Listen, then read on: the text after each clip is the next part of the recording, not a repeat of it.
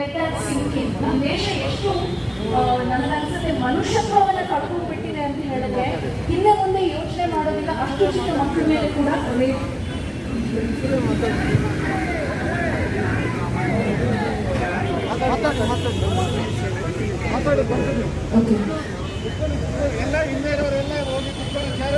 ನಾವು ಪ್ರತಿನಿತ್ಯ ಪ್ರೊಟೆಸ್ಟ್ ಮಾಡ್ತೀವಿ, ಪ್ರತಿನಿತ್ಯ ಮಕ್ಕಳ ಮೇಲೆ ದೌರ್ಜನ್ಯ ನಡೀತಾ ಇದೆ ಅಂತ ಹೇಳ್ಕೊಂಡ್ ಬರ್ತೀವಿ. ಇದು ಎಲ್ಲಿವರೆಗೆ ಬದಲಾಗೋದಿಲ್ಲ ಅಂತ ಹೇಳಿದ್ರೆ ಸಮಾಜದಲ್ಲಿ ನಾವು ಹೆಣ್ಮಕ್ಳನ್ನ ನೋಡುವಂತ ದೃಷ್ಟಿಕೋನ ಬದಲಾಗದವರೆಗೆ ಹೆಣ್ಣು ಮಕ್ಕಳ ಬಗ್ಗೆ ಕೀಳಾಗಿ ಮಾತಾಡೋದಾಗಿರ್ಬಹುದು ಅಥವಾ ಹೆಣ್ಣು ಮಕ್ಕಳ ಒಂದು ಬಿಹೇವಿಯರ್ ಬಗ್ಗೆ ಜಜ್ಮೆಂಟ್ ಮಾಡೋದಾಗಿರ್ಬೋದು, ಅದೆಲ್ಲ ಎಲ್ಲಿವರೆಗೆ ಬದಲಾಗೋದಿಲ್ವೋ ಈ ಸಮಾಜದಲ್ಲಿ ಬದಲಾವಣೆ ಕಾಣೋದಕ್ಕೆ ಸಾಧ್ಯ ಇಲ್ಲ.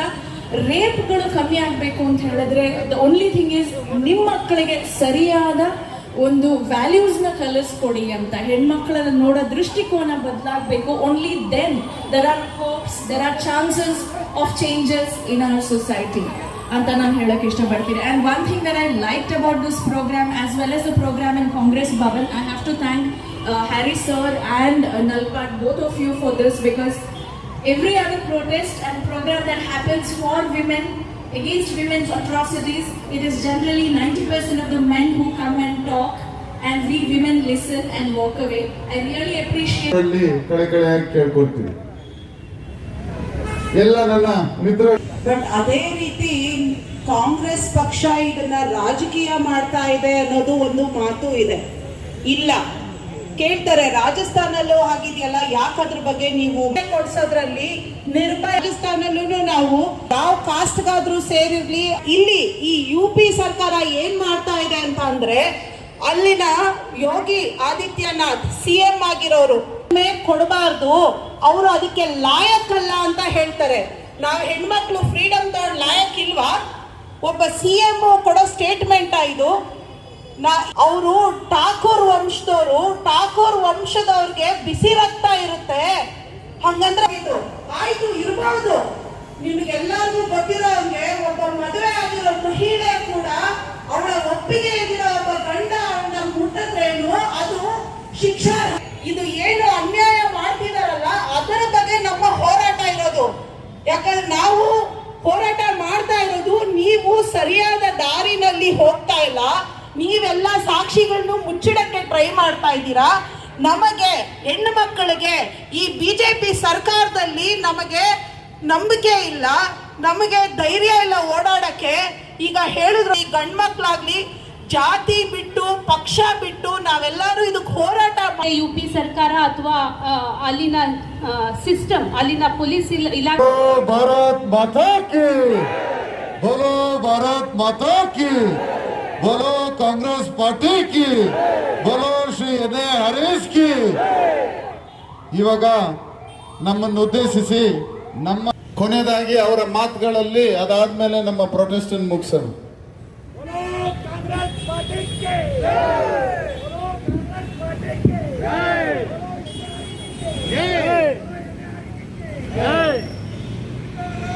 ಆತ್ಮೀಯ ಬಂಧುಗಳೇ, ಸೇರಿರುವಂತ ಎಲ್ಲ ನನ್ನ ಸಹೋದರಿ ಸಹೋದರರೇ, ಮಳೆ ಬರಲಿ ಭೂಕಂಪ ಆಗಲಿ, ನಮ್ಮ ಸಹೋದರರಿಗೆ ಸಮಸ್ಯೆ ಇದೆ ಅಂದ್ರೆ ನಾವು ಇರ್ತೀವಿ ಅನ್ನೋದನ್ನ ನೀವೆಲ್ಲರೂ ತೋರಿಸಿದಿರ. ನಿಮಗೆ ಜೋರಾದ ಚಪ್ಪಾಳೆಯನ್ನ ಕೊಡ್ಲಿಕ್ಕೆ ನಾನು ಇಷ್ಟಪಡ್ತೀನಿ. ಈಗ ತಾನೇ ನಾನು ಬರೋಕ್ಕಿಂತ ಮೊದಲು ಬಹುಶಃ 3-4 ನಮ್ಮ ಸಹೋದರಿಯರು ಮಾತಾಡಿದ್ದಾರೆ, ಸುಮಾರು ವಿಚಾರಗಳನ್ನ ನಿಮಗೆ ತಿಳಿಸಿದ್ದಾರೆ. ನಮ್ಮ ಬ್ಲಾಕ್ ಅಧ್ಯಕ್ಷರು ಇರ್ಬೋದು, ಹಾಗೆ ನಮ್ಮ ಯುವ ಕಾಂಗ್ರೆಸ್ಸಿನ ಜಿಲ್ಲೆಯ ಅಧ್ಯಕ್ಷರು ನಲಪಾಡ್ ಅವರು, ನಮ್ಮ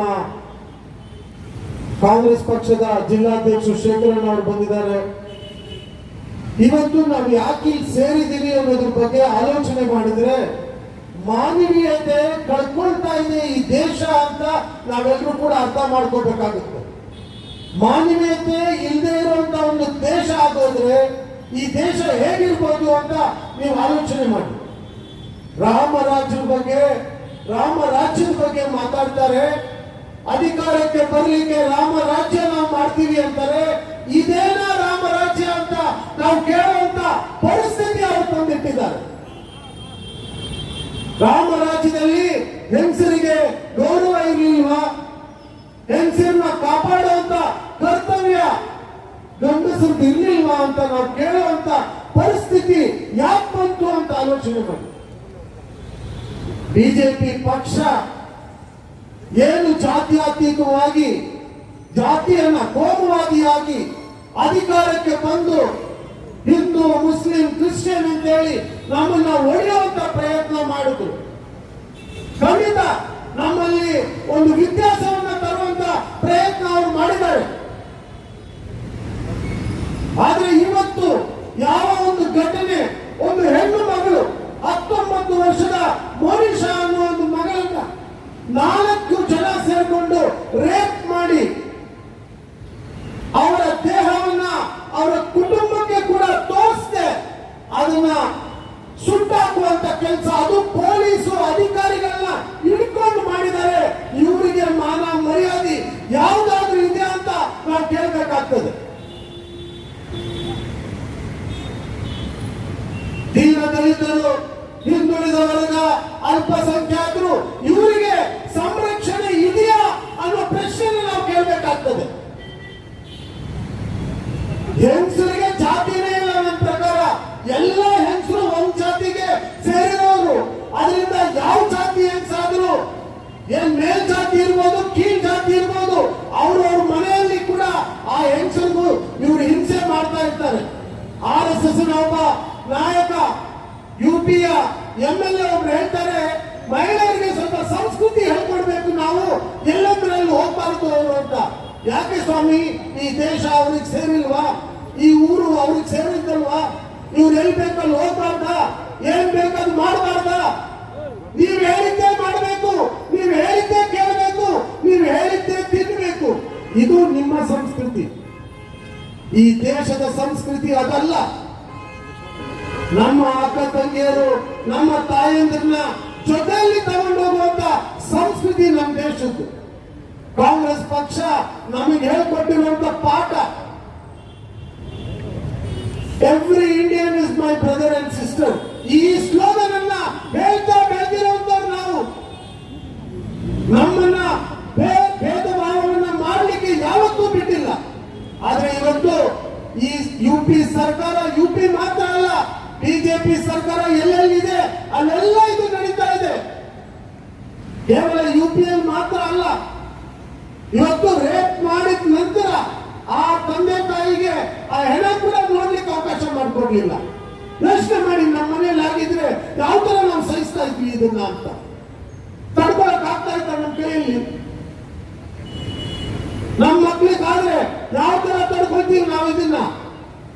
ಯೋಚನೆ ಮಾಡಿ. ಪಾಪ ಬಡವರು ಕೇಳೋರು ಯಾರಿಲ್ಲ. UP-ಯಲ್ಲಿ ಯಾರ್ದು ಅಧಿಕಾರ ನಡೀತಾ ಇದೆ, ಅವ್ರು ಹೇಳಿದ್ದೇ ಆಗ್ಬೇಕು, ಅವ್ರು ಮಾಡಿದ್ದೇ ಮಾಡ್ಬೇಕು. ಇದು ಪ್ರಜಾಪ್ರಭುತ್ವದಲ್ಲಿ ಇದು ಸರಿನಾ? ನಮ್ಮನ್ನ ಜಾತಿ ಮೇಲೆ ಹೊಡೆಯೋದು ಸರಿನಾ ಅಂತ ನೀವು ಯೋಚನೆ ಮಾಡಿ. ಚುನಾವಣೆ ಬಂದಿದ ತಕ್ಷಣ ಹಿಂದೂ ಮುಸ್ಲಿಂ ಕ್ರೈಸ್ತರು ಅಂತ ತರ್ತಾರೆ. ಮನೀಷಾ ಅನ್ನೋ ಹುಡುಗಿ ಹಿಂದೂ ಧರ್ಮಕ್ಕೆ ಸೇರ್ತಾಳ, ಮುಸ್ಲಿಂ ಧರ್ಮಕ್ಕೆ ಸೇರ್ತಾಳ, ಇಲ್ಲ ಕ್ರಿಶ್ಚಿಯನ್ ಧರ್ಮಕ್ಕೆ ಸೇರ್ತಾಳ? ಯಾವ ಧರ್ಮಕ್ಕೆ ಸೇರ್ತಾಳೆ ಈ ಹುಡುಗಿ? ನನ್ನ ಪ್ರಕಾರ ಒಬ್ಬ ಕಾಂಗ್ರೆಸ್ಸಿಗನಾಗಿ ಮಾನವ ಧರ್ಮಕ್ಕೆ ಸೇರ್ತಾಳೆ ಅವಳು. ಆದ್ರೆ ಬಿಜೆಪಿಗೆ ಇವ್ರು ಯಾವ ಧರ್ಮಕ್ಕೆ ಸೇರ್ತಾರೆ ಅಂತ ಅವ್ರ ಹತ್ರ ನಾವು ಕೇಳಬೇಕಾಗುತ್ತೆ. ಯಾರಿಗೆ ನೀವು ಸಂರಕ್ಷಣೆ ಕೊಡ್ತಾ ಇದ್ದೀರಿ? ಇದನ್ನ ತಟ್ಟಿ ಎದ್ದು ಕೇಳುವಂಥದ್ದು ಖಂಡಿತ ನಾವು ಮಾಡಲೇಬೇಕು. ನನ್ನ ಕ್ಷೇತ್ರದಲ್ಲಿ ನನ್ನ ಸಹೋದರಿಯರು ರಾತ್ರಿ 12 ಗಂಟೆ ಆಗಲಿ ಬೆಳಿಗ್ಗೆ ಆಗಲಿ ಯಾವಾಗ ಬೇಕಿದ್ರೆ ಬಹಳ ಧೈರ್ಯದಿಂದ ಓಡಾಡ್ತಾರೆ. ನಮ್ಮಲ್ಲಿ ಒಳ್ಳೆ ಹುಲಿಗಳಿವೆ, ಹೆಣ್ಮಕ್ಳು ಕೂಡ ಯಾವುದೇ ಕಮ್ಮಿ ಇಲ್ಲ. ತಟ್ಟಿದ್ರೆ 2 ತಟ್ತಾರೆ ನಮ್ಮವರು, ಒಂದಲ್ಲ, 1 ತಟ್ಟಿದ್ರೆ 2. ಅಷ್ಟು ಧೈರ್ಯ ನಾವು ಕೂಡ ಅವ್ರಿಗೆ ಕೊಟ್ಟಿದ್ದೀವಿ. ಆದ್ರೆ ಇಡೀ ದೇಶದಲ್ಲಿ ಇದಾಗಬೇಕು. ಬಿಜೆಪಿ ಎಲ್ಲ ಯಾವುದೇ ಪಕ್ಷ ಬರಲಿ, ನಮ್ಮ ಸ್ವಾತಂತ್ರ್ಯವನ್ನ ಮುಟ್ಲಿಕ್ಕೆ ಬಿಡಬಾರ್ದು ನಾವು. ನಿಮ್ಮ ಮನೆಯಲ್ಲಿ ಇರ್ಬೋದು, ರಸ್ತೆಯಲ್ಲಿ ಇರ್ಬೋದು, ನೀವು ಧೈರ್ಯವಾಗಿರ್ಬೇಕು. ನಾವು ಕಾಂಗ್ರೆಸ್ ಪಕ್ಷ ಮತ್ತೆ ಈ ದೇಶದಲ್ಲಿ ನಾವು ಅಧಿಕಾರಕ್ಕೆ ಬರ್ತೀವಿ, ಅದ್ರ ಬಗ್ಗೆ ನಿಮಗೆ ಸಂಶಯ ಬೇಡ. ಬಿಜೆಪಿ ಓಡಿಸ್ತೀವಿ ಅಂತ ಅದನ್ನು ನೀವು ತಲೆ ಕೆಡಿಸ್ಕೊಳ್ಳಬೇಕಾಗಿಲ್ಲ. ಇವ್ರು ಬಹಳ ದಿವಸ ಅಧಿಕಾರ ಇವತ್ತು ಯಾವ ಪರಿಸ್ಥಿತಿ ಇದೆ ನಮ್ಮ ದೇಶದಲ್ಲಿ? ಸ್ವಾತಂತ್ರ್ಯ ಇದೆಯಾ ಇಲ್ವಾ ಅಂತ ಯೋಚನೆ ಮಾಡುವಂತ ಪರಿಸ್ಥಿತಿ. ಎಕನಾಮಿ ಎಲ್ಲಿದೆ? 23.5% ನೆಗೆಟಿವ್ ನಮ್ಮ GDP. ಪ್ರಪಂಚದಲ್ಲಿ ಯಾವ ರಾಷ್ಟ್ರನೂ ಈ ಮಟ್ಟದಲ್ಲಿ ಇಲ್ಲ ಇವತ್ತು. No country in the world has fallen so below in GDP to 23.5%. That is before Corona. Corona ಬರೋಕ್ಕಿಂತ ಮೊದಲಿನ GDP ಬಿದ್ದಿರೋದು 23.5%. ಈ ಕೊರೋನಾ ಬಂದ್ಮೇಲೆ ಈಗ GDP ಈಗ ನೆಕ್ಸ್ಟ್ ಬರುವಾಗ ಬಹುಶಃ 35-40% ಬಿದ್ದಿರ್ತದೆ. ಇವರು ಚುನಾವಣೆಯಲ್ಲಿ ಭಾಷಣ ಮಾಡ್ತಾರೆ, ಡಾಲರ್ $1ಗೆ $2 ಕೊಡ್ತೀವಿ ಅಂದ್ರು ಅವರು MP ಬಿಜೆಪಿ ಅಧ್ಯಕ್ಷರು ಯಾವುದೋ ಭಾಷಣದಲ್ಲಿ. ಇವ್ರಿಗೆ ಡಾಲರ್ಗೆ ಎಷ್ಟು ಬೆಲೆ ಇದೆ ಗೊತ್ತಿಲ್ಲ, ರುಪೀಸ್ಗೆ ಎಷ್ಟು ಬೆಲೆ ಇದೆ ಅಂತ ಗೊತ್ತಿಲ್ಲ. ಇವ್ರಿಗೆ ಎಕನಾಮಿ ಬಗ್ಗೆ ಗೊತ್ತಿಲ್ಲ, ಮಾನವೀಯತೆ ಬಗ್ಗೆ ಗೊತ್ತಿಲ್ಲ. ದೇಶ ಹೇಗೆ ಇವತ್ತು ನೋಡಿ, ML, HAL ಯಾವ್ಯಾವ್ದು ಪಬ್ಲಿಕ್ ಸೆಕ್ಟರ್ ಇದೆ ಅದನ್ನೆಲ್ಲ ಮಾರಾಟಕ್ಕೆ ಇಟ್ಬಿಟ್ಟಿದ್ದಾರೆ. ಇನ್ಶೂರೆನ್ಸ್ ಕಂಪನಿನ ಮಾಡ್ತಾ ಇದ್ದಾರೆ.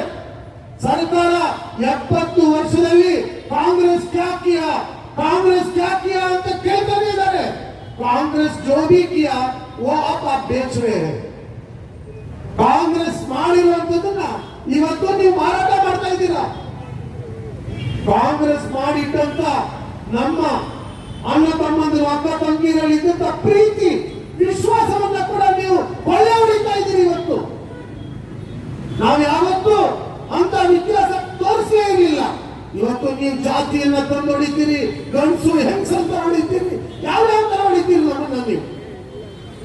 ಅಧಿಕಾರದಲ್ಲಿ ಇರಬೇಕು ಅನ್ನೋದಕ್ಕೆ ಏನ್ ಮಾಡಿದ್ರು ಸರಿ ಅಂತ ಹೇಳೋದು ಖಂಡಿತವಾಗಿ ಬಹಳ ದಿವಸ ನಡೆಯೋದಿಲ್ಲ. ಬಂಧುಗಳೇ, ನಾವು ಬೆಂಗಳೂರು ನಗರದಲ್ಲಿ, ಅದು ಬೆಂಗಳೂರಿನ ಬ್ರಿಗೇಡ್ ರೋಡ್, ರೆಸಿಡೆನ್ಸಿ ರೋಡ್ ರಸ್ತೆಯಲ್ಲಿ ಕೂತಿದ್ದೀವಿ. ಇಡೀ ಬೆಂಗಳೂರಿಗೆ ಒಂದು ಸಂದೇಶ ಕೊಡ್ಬೇಕು. ನಾವು ನಮ್ಮ ಸಹೋದರಿಯರನ್ನ ನಾವು ಸಂರಕ್ಷಣೆ ಮಾಡ್ತೀವಿ ಅಂತ ಒಂದು ಪ್ರತಿಜ್ಞೆಯನ್ನ ನಾವಿಲ್ಲಿ ತಗೋಬೇಕು ಇವತ್ತು. ಅದೇನೇ ಬರಲಿ, ಖಂಡಿತ ಕಾಂಗ್ರೆಸ್ ಪಕ್ಷ ಯಾವತ್ತೂ ಮಹಿಳೆಯರಿಗೆ ಶಕ್ತಿ ಕೊಟ್ಟಿದೆ. ಮಹಿಳೆಯರ ರಿಸರ್ವೇಶನ್ ಬಿಲ್ ಅದು ಕಾಂಗ್ರೆಸ್ ತಂದಿರೋದು. ಇವತ್ತು BBMPಯಲ್ಲಿ 50% ಇದ್ರೆ ಅದು ನಾವೇ ತಂದಿರೋದು, ಬಿಜೆಪಿ ಅವರಲ್ಲ. ಪಾಪ್ಯುಲೇಷನ್ ಅಲ್ಲೂ ನೀವು 50% ಇದ್ದೀರಿ. ವೋಟ್ ಹಾಕುವಾಗ ಮಾತ್ರ ಯಾಕೋ ಆ ಕಡೆ ಹಾಕ್ಬಿಡ್ತೀರಿ ನೀವು ಇದನ್ನ ನೆನೆಸ್ಕೊಳ್ಳೋದೇ ಇಲ್ಲ. ಯುವಕರಿಗೆ 18 ವರ್ಷ ವೋಟಿಂಗ್ ರೈಟ್ ಕೊಟ್ಟಿದ್ದು ಯಾರು? ಕಾಂಗ್ರೆಸ್. ಇದನ್ನೆಲ್ಲ ನೆನ್ಪಿಟ್ಕೋಬೇಕು ನೀವು. ಕೇವಲ ಭಾಷಣ ಕೇಳಿ ವೋಟ್ ಹಾಕ್ಬಾರ್ದು, ಕೆಲಸ ನೋಡ್ಬೇಕು. 6 ವರ್ಷ ಆಗೋಯ್ತು. ನೇರವಾಗಿ ಬಡವರಿಗೆ ಏನ್ ಅನುಕೂಲ ಸಿಕ್ಕಿದೆ ಅಂತ ಆಲೋಚನೆ ಮಾಡಿ. ನೀವು ಯುವಕರಿಗೆ ಏನ್ ಸಿಕ್ಕಿದೆ ಅಂತ ಆಲೋಚನೆ ಮಾಡಿ, ಮಹಿಳೆಯರಿಗೆ ಏನ್ ಸಿಕ್ಕಿದೆ ಅಂತ ಆಲೋಚನೆ ಮಾಡಿ. 10 ಕೋಟಿ ಕೆಲಸ ಇವತ್ತು ಈ ದೇಶದಲ್ಲಿ ಯುವಕರು ಕಳ್ಕೊಂಡಿದ್ದಾರೆ. ಹೆಣ್ಮಕ್ಳು ದಿವಸ ರೇಪ್ ನಡೀತಾ ಇದೆ. ಆಗಲೇ ಪಲ್ಲವಿ ಅವರು ಮಾತಾಡ್ತಾ ಹೇಳಿದ್ರು 1% ಕೇಸ್ ಆಗೋದು ಅಂತ ದೇಶದಲ್ಲಿ. ನಾನು ಅದನ್ನು ಒಪ್ಕೊಳ್ಳಲ್ಲ, 1% ಆಗ್ತಾ ಇಲ್ಲ. ಅಲ್ಲೆಲ್ಲ ಮುಚ್ಚಿಬಿಡ್ತಾರೆ. ಕೇಸ್ ಆಗಿರೋದನ್ನೇ ತಗೊಂಡು ಸುಟ್ಟಾಕ್ತಾರೆ ಅಂದ್ರೆ ಇನ್ ಕೇಸ್ ಮಾಡ್ತಾರೆ ಇವರು. ಮಹಿಳೆಯರಿಗೆ ಏನ್ ಸಂರಕ್ಷಣೆ ಸಿಗ್ತಾ ಇದೆ, ಯುವಕರಿಗೆ ಏನ್ ಸಿಗ್ತಾ ಇದೆ? ಇವತ್ತು ಕೊರೋನಾದಿಂದ ಸುಮಾರು ಜನ ಪ್ರಾಣ ಕಳ್ಕೊಳ್ತಾ ಇದ್ದಾರೆ.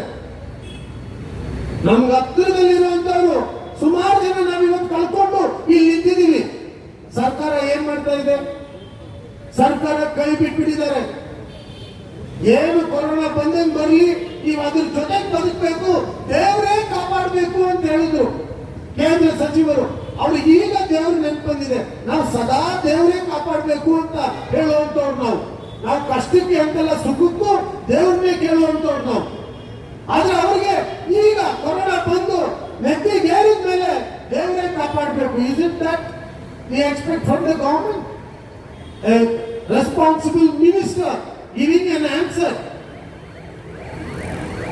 ಆಲೋಚನೆ ಮಾಡಿ, ಇವರಿಗೆ ಅಧಿಕಾರ ನಡೆಸಕ್ಕೂ ಬರ್ತಾ ಇಲ್ಲ, ಅಡ್ಮಿನಿಸ್ಟ್ರೇಷನ್ ಕೆಪಾಸಿಟಿನೂ ಇಲ್ಲ.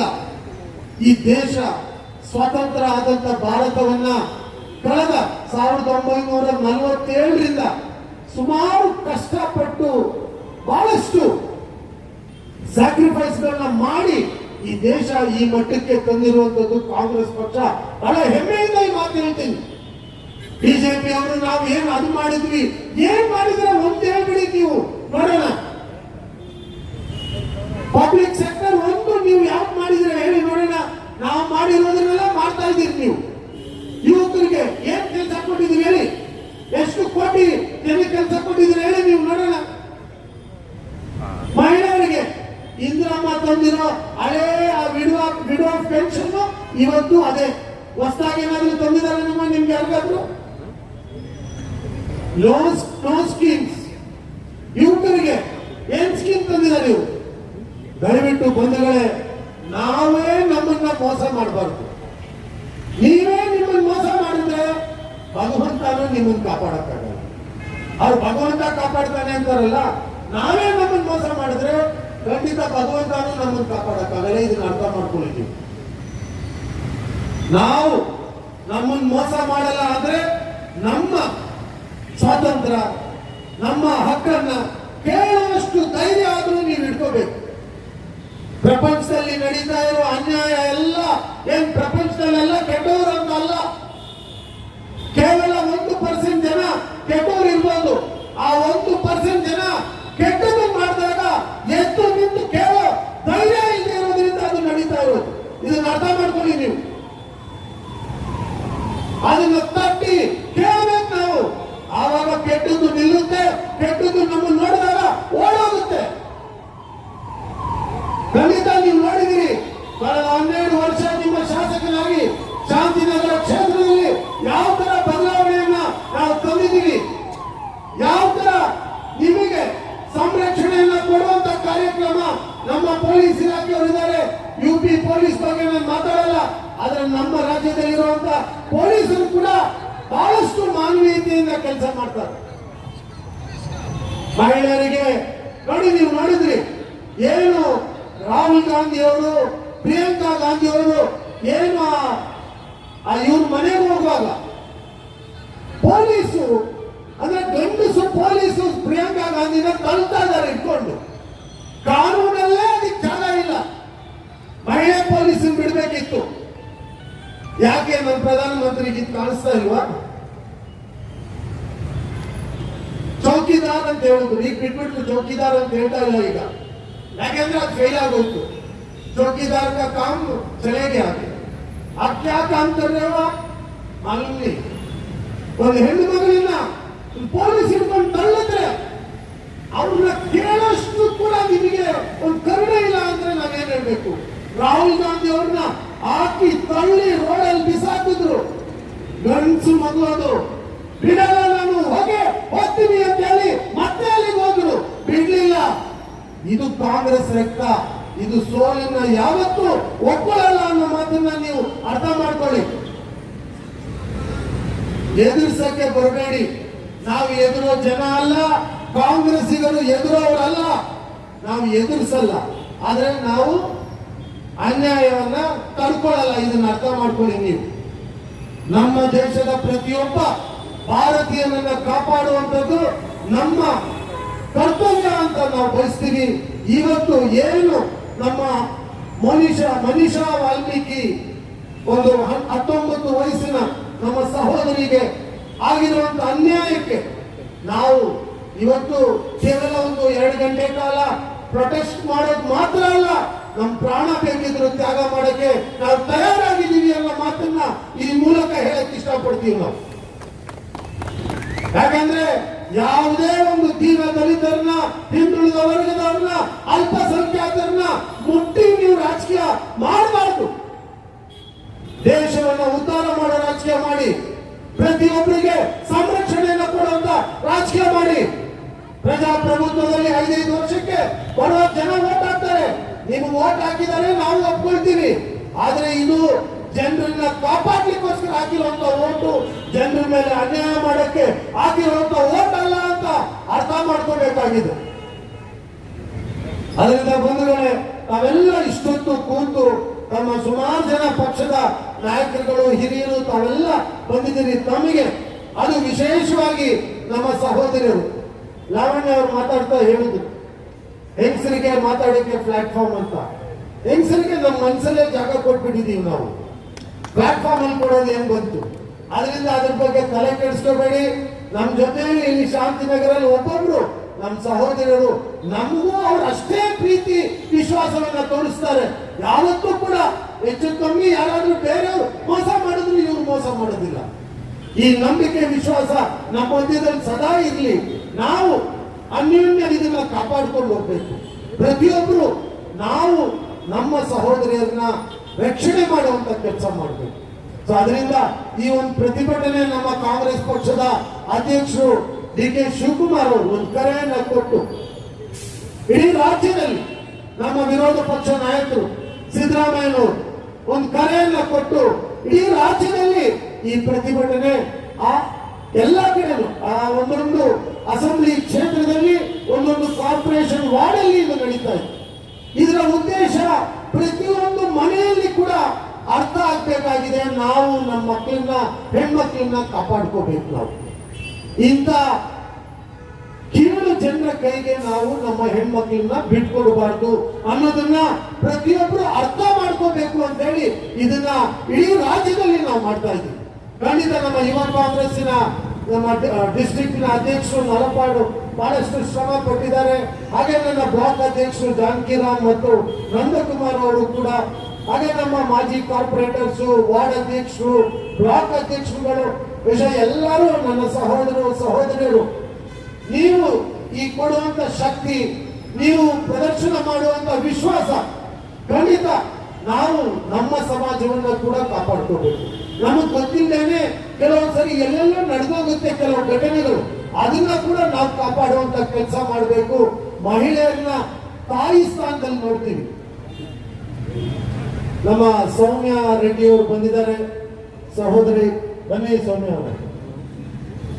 ನಾವು ಪ್ರತಿಯೊಬ್ರು ಇದನ್ನ ಕಾಪಾಡಿಕೊಂಡು, ಯಾಕಂದ್ರೆ ನಾನು ನಮ್ಮ ತಾಯಿಯನ್ನ ಒಂದು ಮಹಿಳೆಯ ರೂಪದಲ್ಲಿ ನೋಡ್ತೀನಿ.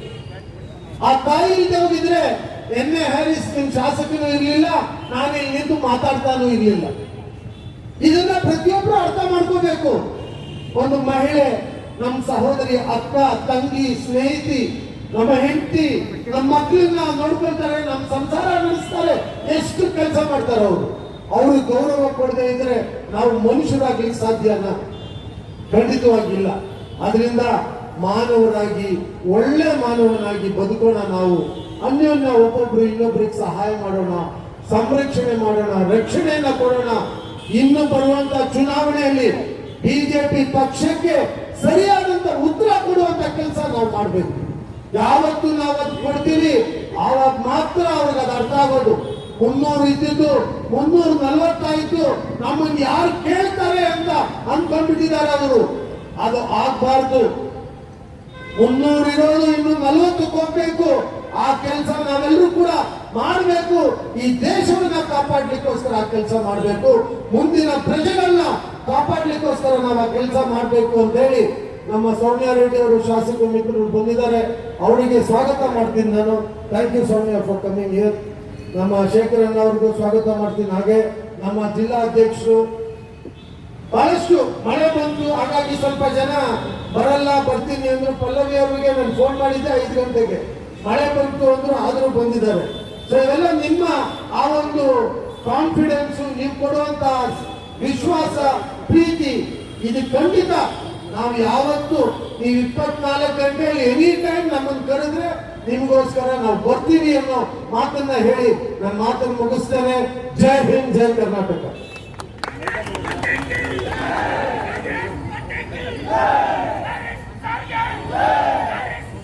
ಇವಾಗ ನಮ್ಮ come there and place the camel. All the guests who came today to speak also, please join. One by one, please don't rush. Please maintain social distance.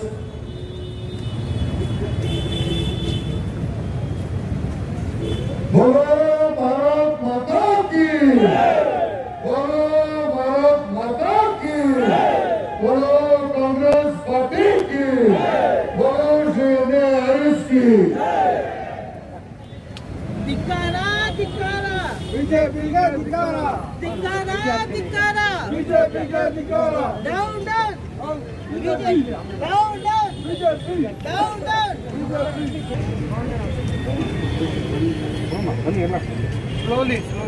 ಎಲ್ಲ ಸ್ವಲ್ಪ ಗ್ಯಾಪ್ ಇಟ್ಟು ಸೋಷಿಯಲ್ ಡಿಸ್ಟೆನ್ಸ್ ಮೇಂಟೈನ್ ಮಾಡಿ.